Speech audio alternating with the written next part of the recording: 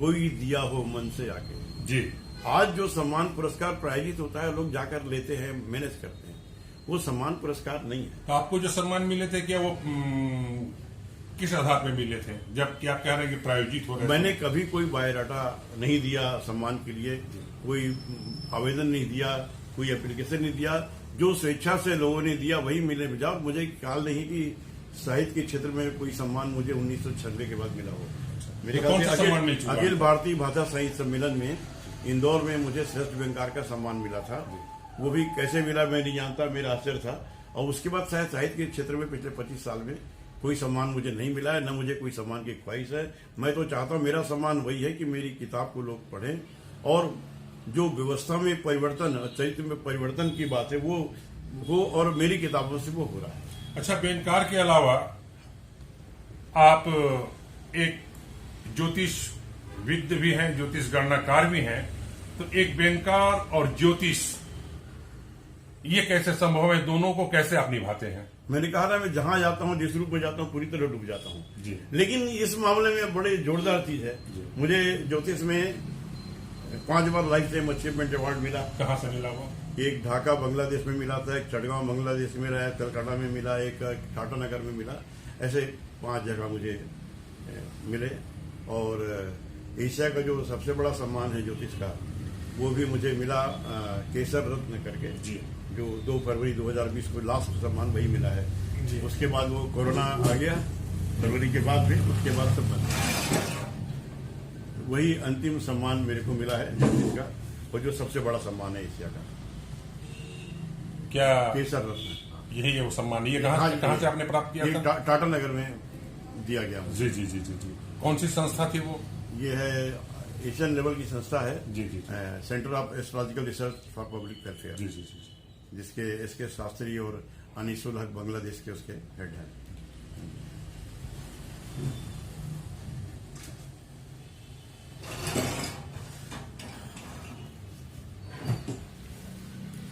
और अपनी हाँ, तो खास और विशेष उपलब्धि पर चर्चा कर रहे थे। हाँ, ये अच्छी बात हुई कि ज्योतिष और साहित्य का फर्क ये पड़ा कि कई बार जब मैं मंच में खड़ा होता हूं तो मेरा व्यंगकार जागृत हो जाता है ज्योतिष सम्मेलनों में जी, और व्यंग्य सम्मेलन में मेरा ज्योतिष जागृत हो जाता है। वहां मुझे बड़ी मुश्किल होती है, दोनों मिक्स हो जाते हैं। इसका फायदा मुझे ये मिलता है कि ज्योतिष जैसे गंभीर विषय पर लोग ठहाके अलग जाने लग जाते हैं, और साहित्य में ज्योतिष की बात आने पर लोगों की जिज्ञासा बढ़ जाती है। तो कहीं दोनों का मुझे मिक्स हो जाता है कई बार। कहीं ऐसा तो नहीं कि आपकी ज्योतिष गणना को भी लोग व्यंग के रूप में लेते हो? बिल्कुल लिया जाता होगा। जब मैं बोलता हूँ, जैसे वास्तु शास्त्र में एक वास्तु सेशन में त्रिपुरा अगरतला की बात है, मैं चीफ गेस्ट था, अंतर्राष्ट्रीय कॉन्फ्रेंस था। अब वहां मुझे कह दिया कि आपको बोलना है, और मैं जैसे क्या हुआ, संचालक को किसी काम बस जाना पड़ गया। बोले ठाकुर साहब अपना परिचय आप ही दे दीजिएगा जी। मैं बड़ी तो अपना परिचय मैं कैसे दूं, लेकिन वहां मेरा पूरा व्यंगकार जागृत होकर इस शैली मैंने परिचय दिया, लोग मंत्रमुग्ध हो गए। और उसके बाद मैंने वास्तु के लेक्चर देने के बजाय पूरा व्यंग्यात्मक लेक्चर वास्तु शास्त्र पर दिया, और शुरुआत की कि अगर आपको घर का वास्तु संभालना है तो सबसे पहला काम ये करें, किसी वास्तु शास्त्र की सलाह मत दें, अन्यथा आपका तो प्लाट बिक जाएगा, वास्तु शास्त्री का मकान महल हो जाएगा। यहां से मैंने शुरू किया जी। और तो आप अपने आप को ज्योतिषी मानते हैं या व्यंगकार या साहित्यकार? आप खुद को मानते क्या है? जब मैं व्यंगकारों के बीच बैठता हूं तो अपने आप को व्यंगकार मानता हूं, या हुई साहित्यकारों के बीच बैठता हूं तो मैं साहित्यकार हूं, कवि के बीच बैठता हूं कवि हूं, ज्योतिषियों के बीच बैठता हूं तो ज्योतिष हूं, अधिकारियों के बीच बैठता हूं अधिकारी हूं। आपकी दिली ख्वाहिश क्या है? व्यंगकार के रूप में पूरे देश और विश्व में अपने आप को स्थापित करना, या कि फिर ज्योतिष शास्त्री के रूप में देखिए अपने आप से संतुष्ट है? देखिए, ज्योतिष शास्त्र और साहित्य, मैं जहां तक सोचता हूं दोनों का उद्देश्य एक ही है जी। कैसे? ज्योतिष शास्त्री जो है या ज्योतिष आचार्य जो है, वो कुंडली देख करके किसी भी जातक के भविष्य को देखता है। कोई भी सर्वज्ञ नहीं है, लेकिन उसके माध्यम से उसकी समस्याओं को हल करने का प्रयास करता है। उसकी समस्या कौन सी समस्या आएगी, किस पीरियड में आएगी, किस काल में आएगी, और उसकी रेमेडी कैसे होगी। जैसे एक डॉक्टर रेमेडी करता है, हम ग्रहों की रेमेडी करते हैं, तो वो जन कल्याण की बात है। व्यंगकार भी क्या करता है, अपने तीखे व्यंगों के माध्यम से समाज को सुधारना चाहता है, बहुत अच्छी बात, अव्यवस्था को दूर करना चाहता है। जी। तो वो ज्योतिष का जो उद्देश्य है वही उद्देश्य व्यंगकार का उद्देश्य है। वही उद्देश्य साहित्यकार का उद्देश्य है और वही उद्देश्य अधिकारी का भी उद्देश्य जी है। जी जी मूल में हम सबके बीच में एक ही भावना है, जन कल्याण की भावना, लोगों के कल्याण की भावना, देश की विसंगतियों को दूर करने की भावना, देश की समस्याओं को निपटारा करने की भावना, तीनों का उद्देश्य है। इसलिए यहाँ समायोजन की बात नहीं होती। अच्छा, व्यंग में आजकल इन दिनों चुटकुलों का बहुत प्रयोग दिख रहा है, तो क्या चुटकुले और व्यंग को आप समान मानते हैं? क्या व्यंग में के रूप में चुटकुलों का परोसा जाना जो आजकल मंचों पे किया जाने लगा है, उसको किस रूप में आप देखते हैं? देखिए, मंच व्यावसायिक हो गया। हमारा जब समय था, जब मैं भी मंचों में जाया करता था, धीरभाई हाथरसी, काका हाथरसी, सुरेंद्र शर्मा और आपके जो माणिक वर्मा, अशोक चक्रवर्ती, सब के साथ कई बार मंचों में रहा हूँ, सभी सेल टैक्स आने के पहले। सुरेंद्र शर्मा जो छत्तीसगढ़ के सरदार, नहीं, वो सुरेंद्र शर्मा जो चार लाइनें वाले। अच्छा, 4 लाइनें वाले। अच्छा, वो सरायपाली में आए थे हमारे सामने पहली बार। अच्छा, मेरे सामने ये बात है 75-76 की बात होगी। जी जी जी। तो उस समय से मैं अखिल भारतीय सम्मेलन में जाता रहा, लेकिन चूंकि सरकारी नौकरी में आ गया तो लोगों ने कहा ये तो व्यवसाय है, आपको बंद करना पड़ेगा, तो फिर मैं वहां से हट गया। वास्तविकता ये।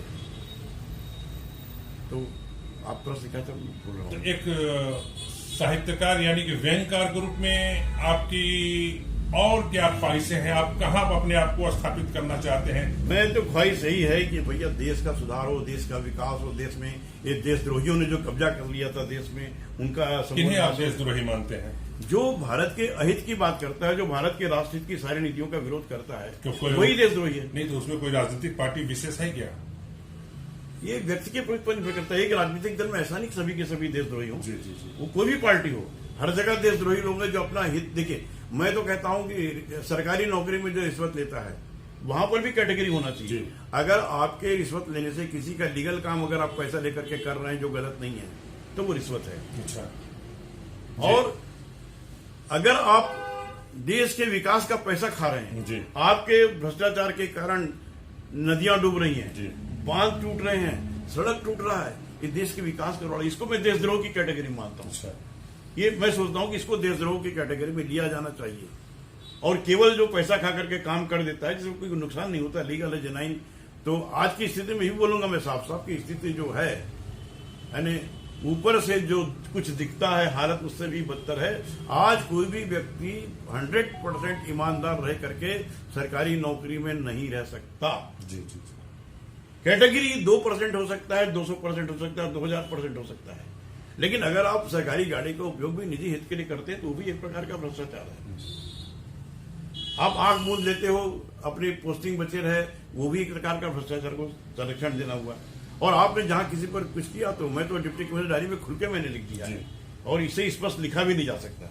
और उसमें 100% मतलब जो है, उस किताब में एक प्रूव किया, पहले मैंने प्रमाण पत्र दिया है कि समूह घटनाएं पूरी तरह काल्पनिक है और जानते हैं। और उसके बाद जैसे ही उपन्यास चालू हुआ है, मैंने एफिडेविट दिया कि मैं डॉक्टर महेंद्र कुमार ठाकुर, पिता स्वर्गीय त्र्यंबकनाथ ठाकुर, निवासी मूल निवास दरभंगा, और उम्र 25 वर्ष, लिखते समय डिप्टी कमिश्नर की उम्र 30 अफसर के डेट से लेकर के, शपथ लेता हूं कि इस उपन्यास में जो भी कहूंगा कहूंगा, सच के सिवाय कुछ नहीं कहूंगा। अच्छा डॉक्टर साहब, आपने दरभंगा की बात की, मैथिली की बात की, वहां से बात चर्चा फिर करूंगा। छत्तीसगढ़ राज्य निर्माण के आंदोलन में भी आपकी कुछ सक्रिय भूमिका रही है, और बहुत बड़े बड़े यानी कि राजनीतिक हो चाहे समाज सेवी हो, उनके साथ आपकी योगदान रहे। छत्तीसगढ़ राज्य गठन अलग राज्य के रूप में जो आज छत्तीसगढ़ हमें प्राप्त है, उसके लिए आपने क्या क्या?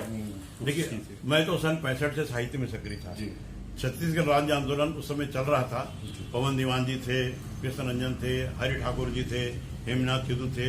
हम सबके मन में एक भावना थी अलग से छत्तीसगढ़ राज्य बने, और साहित्य के माध्यम से, कविता के माध्यम से उस समय आंदोलन शुरू हो गया था।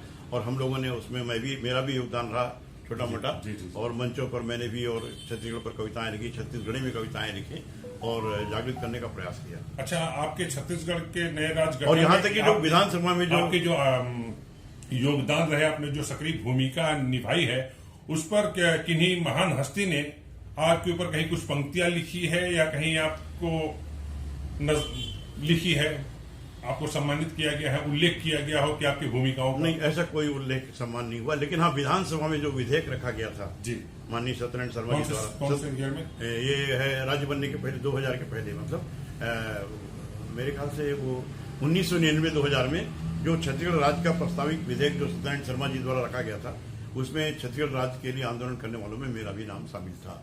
ये उनके विशेष कृपा रही, उन्होंने मेरा ध्यान रखा। अच्छा, छत्तीसगढ़ बने हुए करीब 21-20 साल हो चुके हैं, और छत्तीसगढ़ में जो जिस तरह के विकास आप देख रहे हैं और जैसा कि विकास होना चाहिए, पिछली सरकार और मौजूदा सरकार, आपको क्या लग रहा है कि ये दोनों सरकारें अपनी अपनी जगह पर छत्तीसगढ़ के विकास के प्रति कृत संकल्प हैं? जहां तक राजनीति का सवाल है, मैं नहीं समझता कि कुछ अपवादों को छोड़ दिया जाए। वो देश के विकास के बारे में सोचते हैं। सबको अपना विकास चाहिए, अपना परिवार चाहिए, अपना वंश चाहिए। छत्तीसगढ़ में इतने ज्यादा सोर्सेस हैं कि छत्तीसगढ़ अकेला सेंधामुड़ा से अपना बजट चला सकता है जी। सेंधामुड़ा के डायमंड से ही अकेला छत्तीसगढ़ का बजट चल सकता है जी। आपके बैराडीला का आयरन ओर है, जी। यूरेनियम का भंडार है, पेट्रोल के भंडार है जी।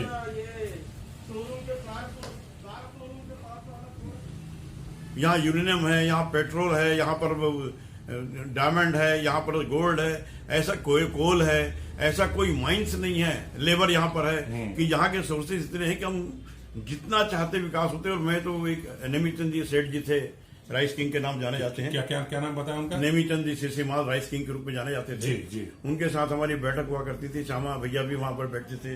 श्यामा शुक्ल जी, श्यामाचरण शुक्ल जी जो मुख्यमंत्री रहे पहले। अच्छा। तो बैठी चर्चा होती थी और भी एक दो लोग रहते थे। तो हम लोग सेठ जी बोलते थे कि 2011 तक इतना डेवलपमेंट हो जाएगा अगर छत्तीसगढ़ बन जाता है तो, कि हमारे पास खर्च करने की जगह नहीं रहेगी। आज 2020 में क्या स्थिति है? तो अभी तक जो विकास आपको लक्षित हो रहा है, जो विकास दिख रहा है हाईवे के रूप में, सड़कों की कनेक्टिविटी के रूप में, उससे कितना संतुष्ट है और किस रूप में विकास को आप चाह रहे हैं? विकास छत्तीसगढ़ बनने से ये तो निश्चित है कि छत्तीसगढ़ का जो रेवेन्यू अर्न होता था पहले उधर खर्च होता था, वो छत्तीसगढ़ में खर्च हो रहा है।